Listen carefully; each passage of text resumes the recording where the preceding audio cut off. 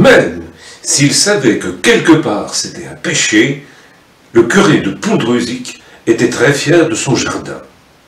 On dit même que c'était le plus beau de tout le pays bigoudin. Bien sûr, certains disaient « mais c'est parce qu'il pleut beaucoup en Bretagne ». Et d'ailleurs, le proverbe dit « si la pluie est détestée par les touristes, elle est bénie par les jardiniers ». Des mécréants de Poudreuzic disaient « bien sûr, c'est pas difficile d'avoir un beau jardin, c'est bien que le curé, il l'arrose avec de l'eau bénite ».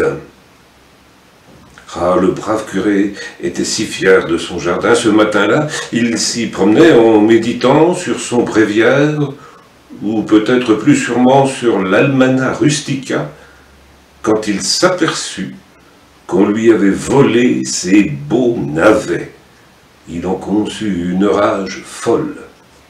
Il rentra tout de suite à la cure et se mit à préparer son sermon. Il but une dose de whisky et il cherchait la solution quand il l'a trouvée. Le dimanche suivant, à la messe, les paroissiens ont été très surpris de la vitesse à laquelle le curé enchaînait tout pour arriver au sermon.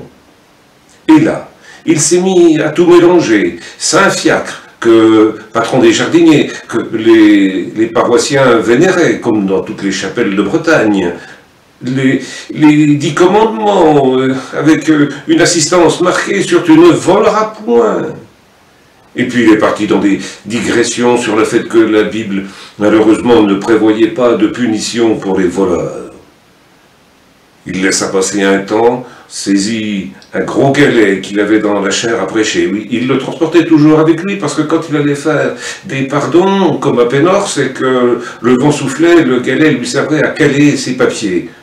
Il souleva le galet et s'adressant aux paroissiens leur dit « Ah, si je ne me retenais pas, je le jetterais à la face de ceux qui ont volé mes navets. » Un grand silence suivit dans l'église. Puis on entendit grincer quelques bancs. On vit se lever 3, 4 paroissiens et paroissiennes qui sortirent très discrètement.